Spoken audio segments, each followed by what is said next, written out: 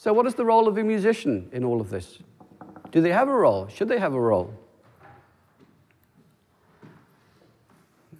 When I think about a musician, I suppose the first obligation a musician has is to practice.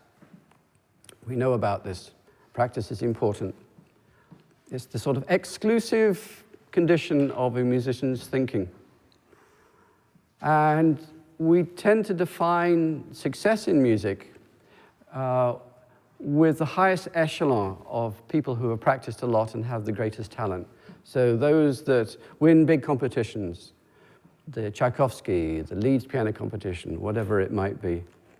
So fame is always out there. Winning a big job in a big orchestra somewhere, earning a lot of money is always out there. But contained within that is a real moral ambiguity. Because there should, I think, be social obligations as well, and we should be aware of that. This is a quote: "If you express your creativity while others go hungry, are you meeting your responsibilities to the world?" How can you engage with the world and make an impact? And that impact has got to be a bit more than signing autographs after a performance or selling CDs. Relevancy and legitimacy. Relevancy, we glibly say, is about the number of people who come to performances.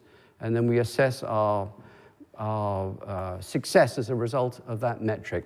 Not good enough. It's about legitimacy. Legitimacy is awarded by society to those people who are connecting with society. For those people who are making a difference, for those people who are listening to society and society's needs. We're not good at that. Music is not good at that. All of which would lead us to redefine the role of an artist, a musician, in the contemporary world. And if we're to do that, then we remodel how we train people as well. So let's take a look at conservatory training. Top of the list, studio teaching. This is the most prized relationship in any conservatory. All students will say that their chief relationship is with their studio teacher. And all of you administrators, in your quiet, secret moments, will be saying, is that good enough? What on earth are they doing there? What is being taught? What are the outcomes? What's the curriculum? What's the program? And what culture is being inculcated as well? Then, and I'll use NEC as an example of all of this, the large ensemble and orchestral program. This dictates resources, it dictates recruitment, it dictates the schedule, it dictates facilities, and it dictates where a lot of money goes. Chamber music, perhaps the most flexible, perhaps the area where there could be a great deal of entrepreneurial thinking as well. Then we often have opera programs that we're very proud of, and jazz, and some of us have pop programs as well. We're proud of what we do with contemporary music and supporting contemporary composers. We obviously offer history and theory. Sometimes there's outreach. Sometimes that outreach is very basic, but at least it's happening. And that outreach might be the traditional demonstration concert, or it might be something a little bit more developed than that, with people creating relationships in the community and actually listening to what the community really needs to have. Then there are the occasional new programs. Entrepreneurship or research is very popular these days. But a lot of these new programs are peripheral to the main mission of the organization. They don't rest in the heart of the organization. They tend to be those things that we say, oh, we're doing this, rather than it to be mandatory. And occasionally there are community partnerships where instead of being inwardly focused, we become more outwardly focused. There's little about the world being taught. There's little about how the world is changing and what the world needs. So the state of music today, where is music? I can only answer these questions with what I know in America. In America, the audience is shrinking. In the last 10 years, it has shrunk by something like 30%. In America, a number of opera companies and orchestras have folded. In America, a number of orchestras have reduced their season considerably. I know of the problems in the UK with subsidy and the effect that that is having, and also the problems and challenges that they have with audiences. And I know a little bit about what's happening in the Netherlands and what has happened with orchestras there, which have reduced dramatically over the last 20 years. So what are the job opportunities within that? And what are we training people for?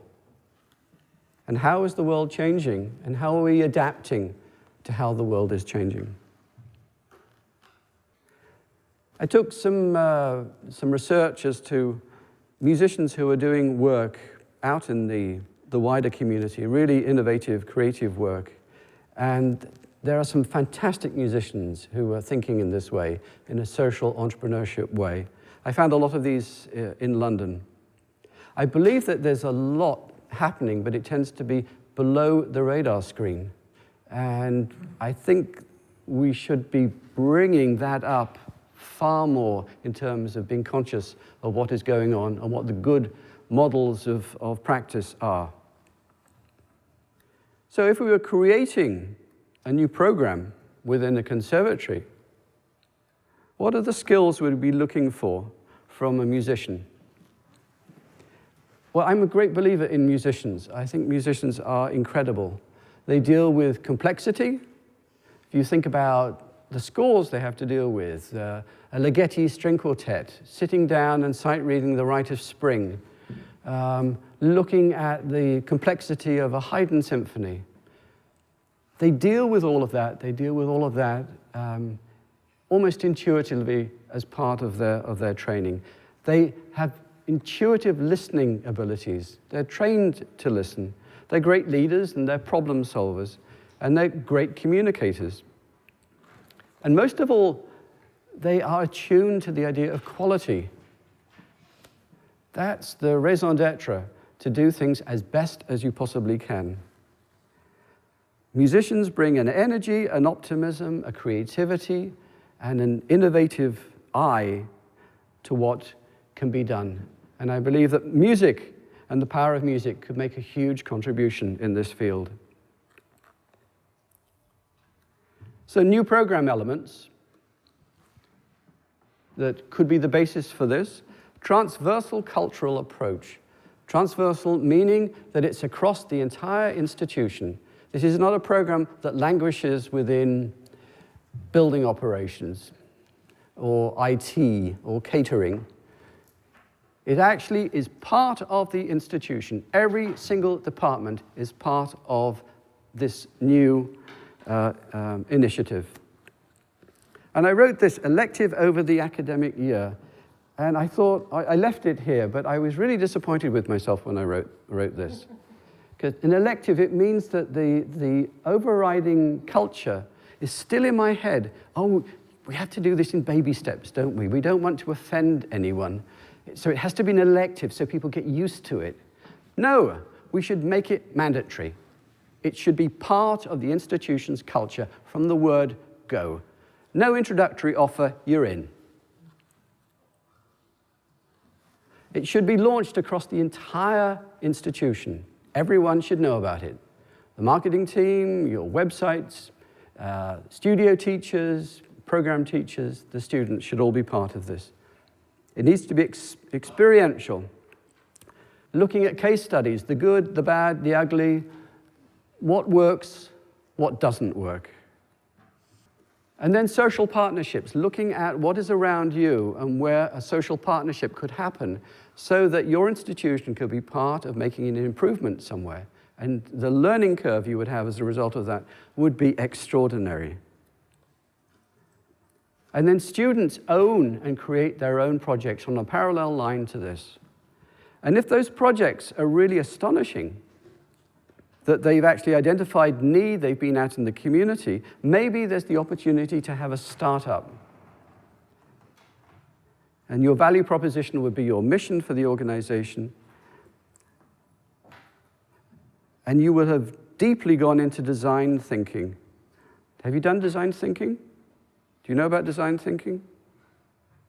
You can just say no if you don't know. It doesn't matter. I'm not going to penalize you for not knowing.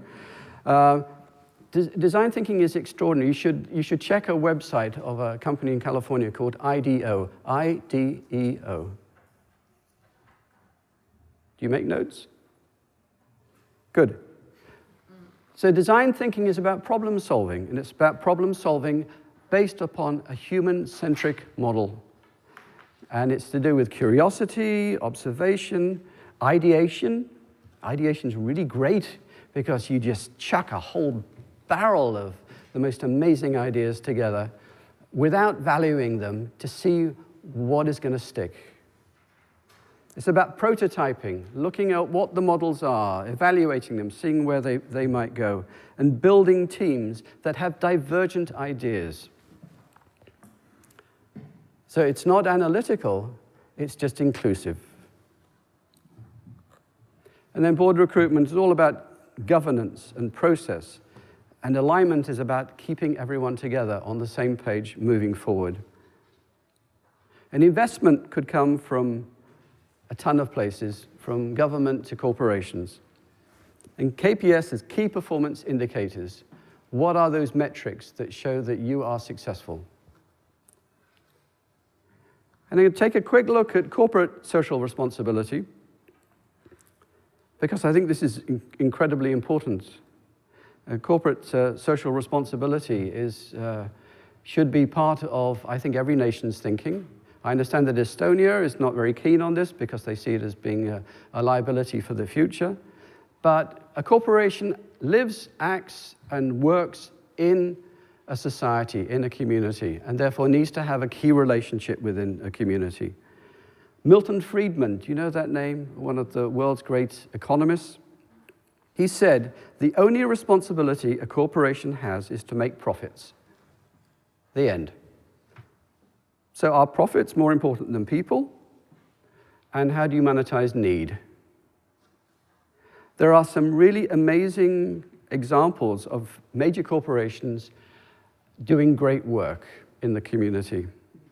In America, Prudential, IBM, 3M, Apple, all looking at community work as a priority.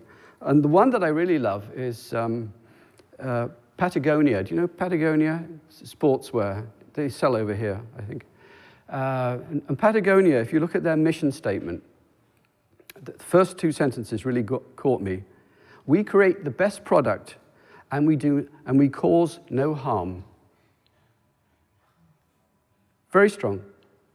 I think within corporations, there's a major opportunity for higher education to partner, to get funding from corporations into programs such as social entrepreneurship.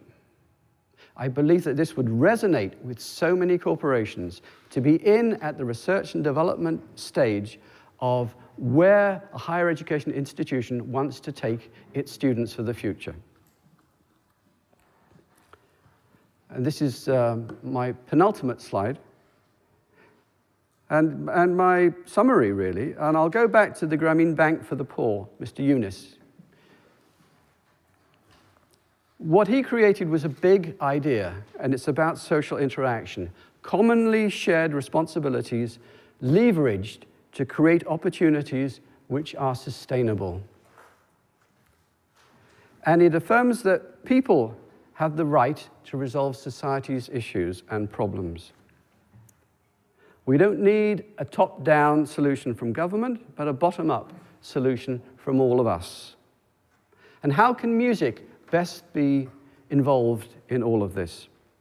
It is already to a small degree, but I believe that this could really develop for the future. I'm a great believer in the power of musicians, and I'm a great believer in the power of the young as well.